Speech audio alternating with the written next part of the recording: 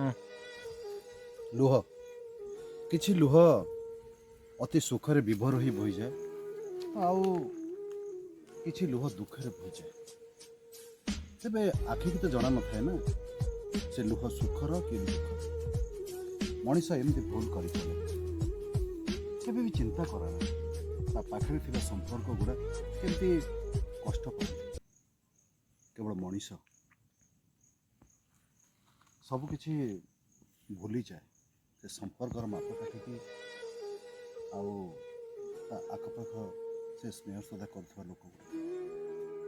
ତେବେ ବୁଝେନି କାହିଁକି ଏ ମଣିଷ? ଉତ୍ତର ଆପଣମାନଙ୍କର। ଭଲ ଲାଗିଲେ ଲାଇକ୍ ଆଉ ସେୟାର କରିବେ। ଜୟ ଜଗନ୍ନାଥ।